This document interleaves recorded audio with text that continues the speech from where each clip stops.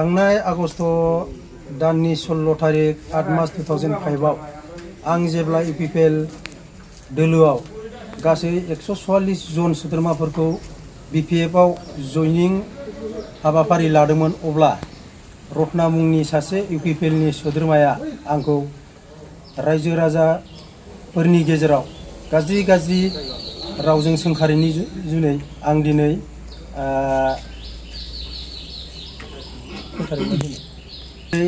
बिनि हेंथायै फंनैसो खोथा बुंनो होननानै फैफिननाय जादों।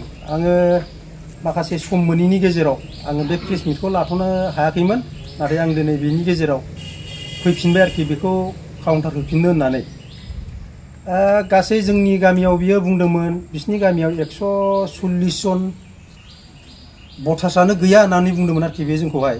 नाथाय जोंनि गामियाव गासै अल बिजयनगराव सावथाल बर' 720 ता भटार्स दं आरोखि, आरो बिनि गेजेराव बर'फ्रा गासै 228 जन दं, आरो दा माखासे भटार्स गाखोनायफोर दंबावो 30 जनसो, गासै बिदिनो जोंनाव 750सो भटार्स दं आरोखि।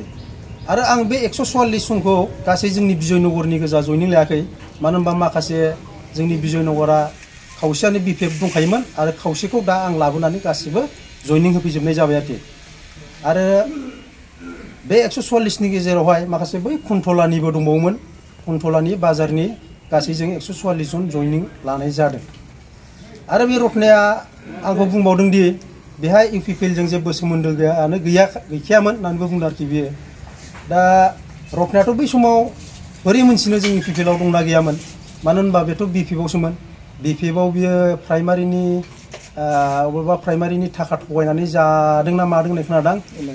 एलआइसिनि थाखा थगायनाय कारापसन गाज्रिनि जुनै बियो पार्टियाव दोनजायाखै आरोखि।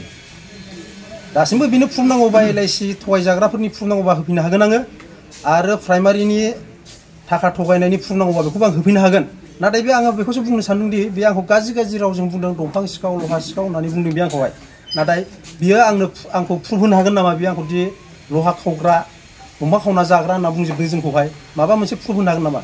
नंगौ जोङो मावनानै जायो थिगैनो, दंफां मावनानै जायो जोङो, बिदिनो लकेलनि दंफां हालानानै जोङो हानानै फानो, आरो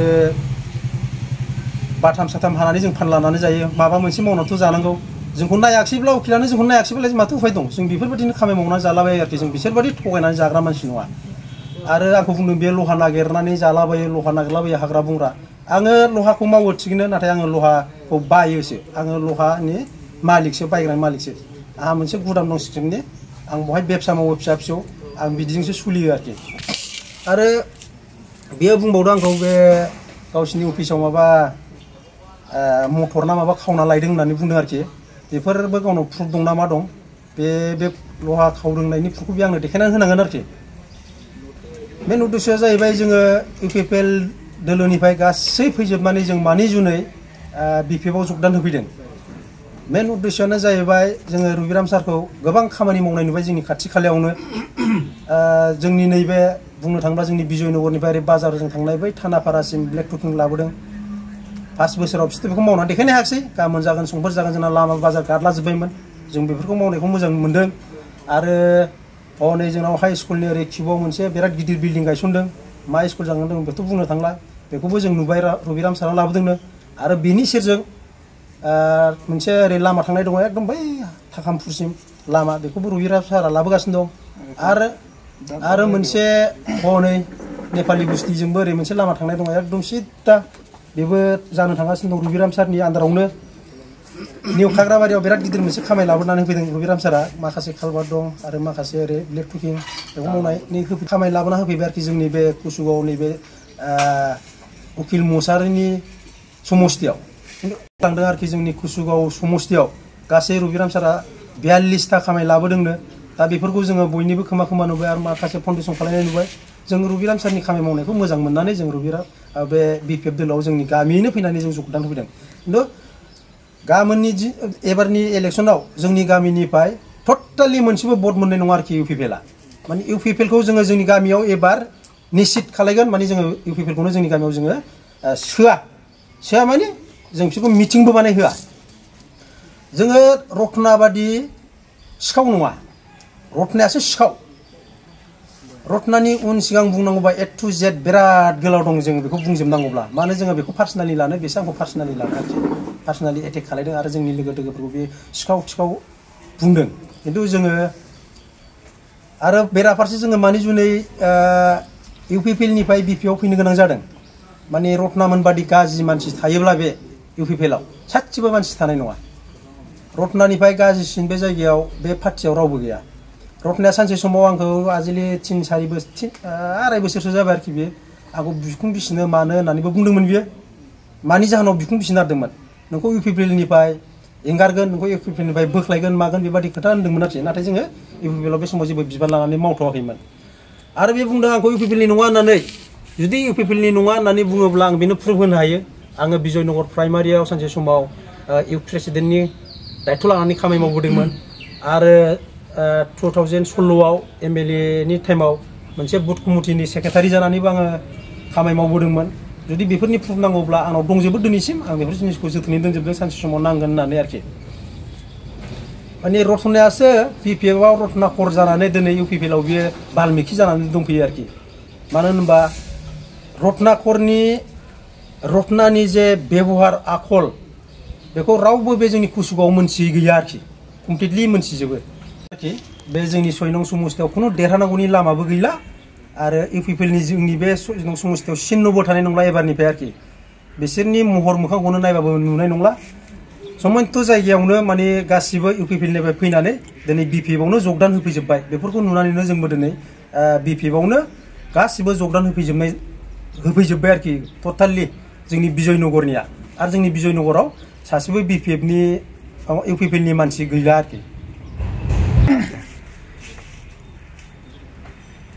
दिनै गावसिनि UPPL दोलोखौ जेनगोनखौ नुनानै आरोखि आरो BPF खौ देरहागोनखौ नुनानै जोंनि सायाव जेबादि जानला मोनला नंखाय बांखाय माबा जुवा होनानै जाग्रा माबा माबि मेला होनानै जाग्रा दिनैनि दिनावथ' बाव जुवा मेला सोलिला मोनथिखागौ 5 बोसोर 4 बोसोरानो जाखाबाय आरोखि दा बेफोरखौ जेननायखौ नुखानानैनो जोंखौ जानला मोनला सिखावनो माबा जौ फाग्लानो माबा जुवा होनानै जाग्रा माबा सिखाव बेबादि बानस'लाबायगासिनो दं आरोखि बे रत्ना ना मा बियो माने गावसिनि जेनगोनखौ नुनानै आरो गावसिनि दुरबलथा UPPL नि जे दुरबलथा बेखौ नुनानै खिन्थु बिसिनि जेननाया रोखाखा आरोखि UPPL आ बे समस्थियाव जेननाया एकदम रोखा आरो गोबां मानसि जोंनि आखायाव दं फैगोना बेखौ जोङो साननै सानथामनि गेजेरावनो बिसिनि दरखं मोखाङावनो जों जयनिं हैनो थांगासिनो दं आरोखि बिसिनि दरखं मोखाङावनो जयनिं होगोन जों UPPL नि अफिस खाथियावनो जयनिं हैनो थांगासिनो दं गावसिनि माखासे मानसिफोरखौ लानानै जों बाव जयनिं होगोन गावसिनो देखायगोन आरोखि जों बेनो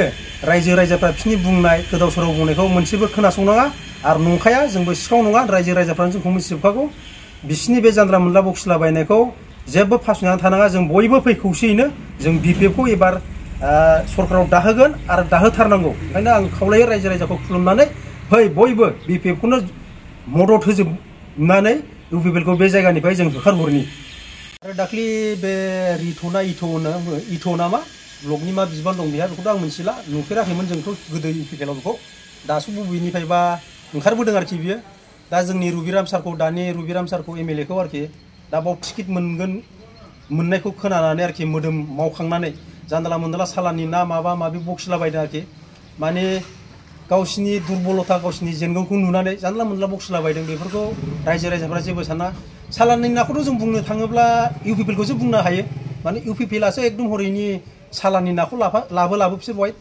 फानफैगासिनो दं दा नै मैया दाख्लैबो लाबोनानै बाव फानफैदों बिसोर सालाननि नाखौ खिन्थु BPF आथ' बेबादि फानफैफेराखैमोन ना सालाननि नाखौहाय बे इथ'आ जानला मोनला MLA सारखौ सालाननि ना बुंलाबायनायफोरखौ जेबो साननाङा नङा मानो होनना बुंबा बियो MLA सारनि बाव खामानि मावफैनायखौ मोजां खामानि मावनायखौ नुनानै जानला मोनला बखिलाबायदोंसो बेखौ सिन्था खालामनाङा आरो जुदि MLA सारनि खामानि मावनायखौ नायनो लुगैदोंब्ला बे ओरै बेरायलाबायथों आरो दानोथ' नै BPF सरकारनिफ्राय MLA सार बानायनाय लामायावनो गारि सार्जिं लागासिनो गोदोथ' बिदि सालायनो हायामोन बिसोर बाजारानो गुगाजोब्बायसोमोन दा जानला मोनला माबा बखिलाबायनाय सुरु जाखांलाबायलायबाय आरोखि बिसोर दा बिनिखायनो बे सोरबा रत्ना सोरबा इथ' सोरबा जानला मोनला मानसिफोरनि जानला मोनला बुंलाबायनाय ससियेल मिडियाआव हगारलाबायनायफोरखौ जेबो सिन्था भाबना खालायनाङा मानो होनबा बिसोर बखिखासिगोन दा रबिराम सारमोननि मोजां खामानि मावनाय मोजां खामानि लाबोनायफोरखौ नुनानै बिसोर गरम जाखासिगोन आरो गावसिनि जेनलानायखौ मिथिखानानै बिसोर गरम जाखाबाय। ओंखायनो आं रायजो राजाखौ खुलुमो, फै जों बिपिएफखौ खेबसे बहाय सरकाराव लाबोफिननि, अब्लानो जोंनि गासिबो बुंनांगौखौ जों जेरेखम बुंनो हायो बेबायदि बुंनो हागोन। जोङो बिपिएफ सरकारनि गेजेरावबा जों जेरै गोसो एरै बुंनो हायोमोन बा बिनानै लानो हायोमोन, नाथाय इउपिपिएलनि गेजेरावथ' जों बेबायदि बुंनो हाया। आरो जोबथारनायाव आं बेखौनो बुंनो सानो, रायजो राजानि सिगाङाव खुलुमनानै रबिराम सारखौ देरहाहोनो जुनै फै जों खौसेयैनो रायजो राजा जयैनो नागालेण्डनि सावगारियाव भट होनानै खेबसे आरोबाव सरकाराव लाबोफिननो जुनै बयबो खौसेयै फैजोबदो। आं बेखौ बुंनानै दिनैनि बे बुंनांगौ एसेयावनो दोनथ'नाय जाबाय। उननि बेलायाव आरोबाव लोगो मोनलायफिनगोन।